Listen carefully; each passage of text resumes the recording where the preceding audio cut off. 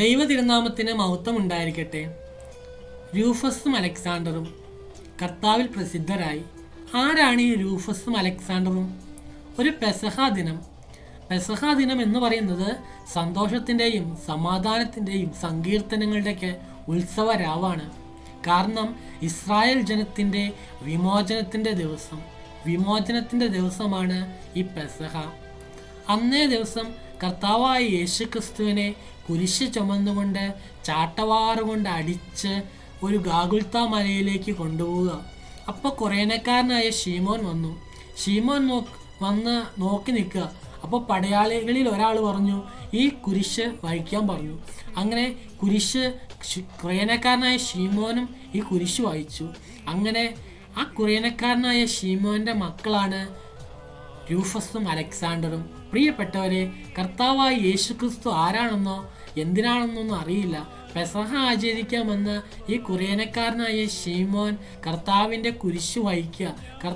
കുരിശ് വഹിച്ചപ്പോൾ പ്രിയപ്പെട്ടവരെ, കുറേനക്കാരനായ ശീമോൻ്റെ മക്കൾ ഉൾപ്പെടെ അനുഗ്രഹിക്കപ്പെടുന്നു. പ്രിയപ്പെട്ടവരെ, നമ്മുടെ ജീവിതത്തിലും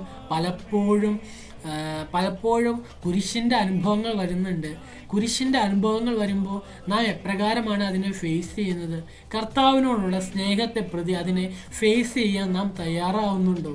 പലപ്പോഴും നാം അതിനെ ഫേസ് ചെയ്യുന്നത് മനുഷ്യരുടെ പ്രീതിക്കോ അല്ലെങ്കിൽ ബഹുമാനത്തിനൊക്കെ വേണ്ടിയായിരിക്കാം. എന്നാൽ കർത്താവിനോടുള്ള സ്നേഹത്തെ പ്രതി നമുക്ക് ഫേസ് ചെയ്യാൻ പറ്റുന്നുണ്ടോ? പ്രിയപ്പെട്ടവരെ, കർത്താവിനോടുള്ള സ്നേഹത്തെ പ്രതി ആ കുരിശ് വഹിക്കുമ്പോൾ നാം അനുഗ്രഹിക്കപ്പെടുന്നു, നമ്മുടെ കുടുംബം അനുഗ്രഹിക്കപ്പെടുന്നു. പ്രിയപ്പെട്ടവരെ, കർത്താവിനോടുള്ള സ്നേഹത്തെ പ്രതി ഈ കുരിശ് വഹിക്കുമ്പോൾ പ്രിയപ്പെട്ടവരെ, കർത്താവിൻ്റെ കൃപ അവിടെ വലയം ചെയ്യുകയാണ്. കർത്താവിൻ്റെ കരുണ അവിടെ താന്നിറങ്ങി വരികയാണ്. അവിടെ ക്ഷമിക്കുവാനും സഹിക്കുവാനും കൃപ കർത്താവ് അവിടെ ചൊരിയുകയാണ്. പ്രിയപ്പെട്ടവരെ, അതിനായി സർവ്വ നന്മകളും ദൈവം നമുക്ക് തരും. പ്രിയപ്പെട്ടവരെ, പലപ്പോഴും നമ്മുടെ ഈ ഭൂമിയിലുള്ള അപ്പൻ നാം ചോദിച്ചാൽ പലപ്പോഴും ഉണ്ടെങ്കിൽ തരും, ചിലപ്പോൾ തന്നില്ല എന്ന് വരാം. എന്നാൽ സ്വർഗത്തിലെ പിതാവ്, സ്വർഗസ്ഥനായ നമ്മുടെ പിതാവ് എല്ലാം നമുക്ക് വേണ്ടി കരുതി വെച്ചിട്ടുണ്ട്. സന്തോഷവും സമാധാനം ഈ ഭൂമിയിൽ നമുക്ക് വേണ്ടതെല്ലാം കരുതി വെച്ചിട്ടുണ്ട് നമ്മുടെ പിതാവ്. അതിനെല്ലാം ഉപരി സ്വർഗത്തിൽ നിത്യസന്തോഷം, നിത്യപർദീസ നമുക്ക് വേണ്ടി കരുതി വെച്ച നല്ല പിതാവുണ്ട്. എങ്ങനെയാണ് നമുക്ക് വേണ്ടി കരുതിയത്? ആ കുരിശം എടുത്തുകൊണ്ട് കർത്താവ് ചുമന്നുകൊണ്ട് ഗാഗുൽത്താമലയിലേക്ക് നടന്നുപോയി. ഗാഗുൽത്താമലയിൽ ചെന്ന് രണ്ട് കള്ളന്മാരുടെ നടുവിൽ കർത്താവായ യേശുക്രിസ്തു ക്രൂശിക്കപ്പെട്ട് കഴിഞ്ഞു.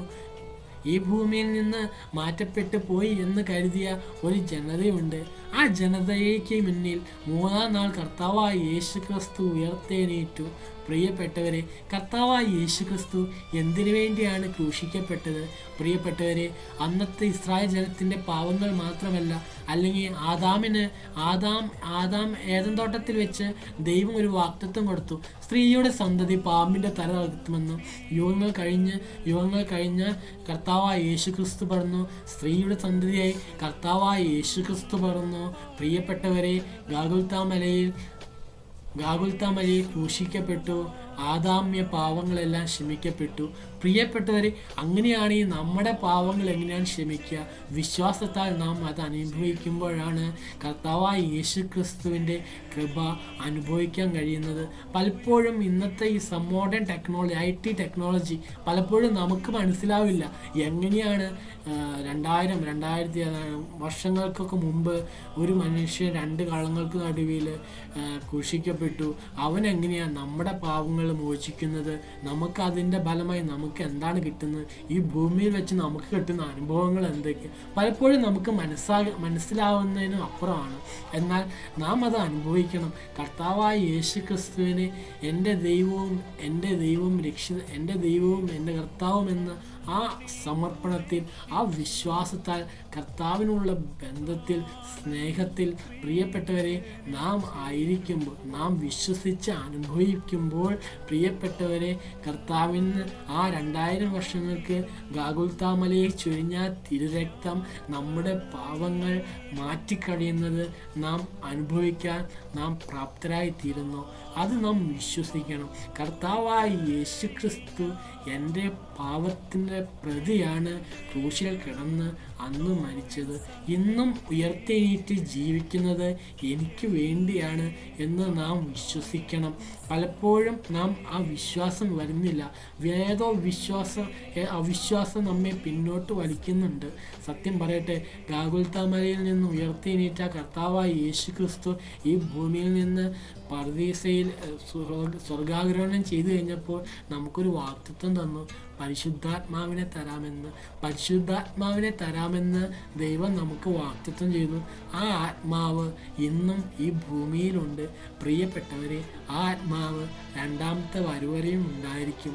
അതുകൊണ്ട് നമുക്ക് ആ യേശു ക്രിസ്തുവിൽ വിശ്വസിച്ച് യേശുവിനെ എൻ്റെ കർത്താവും എൻ്റെ രക്ഷിതാവും എൻ്റെ കർത്താവും എൻ്റെ ദൈവമേ എന്നുള്ള ആ പ്രാർത്ഥനയിൽ നമുക്കായിരിക്കാം. ദൈവം നമ്മുടെ പാവങ്ങളെല്ലാം ക്ഷമിച്ചു തരട്ടെ.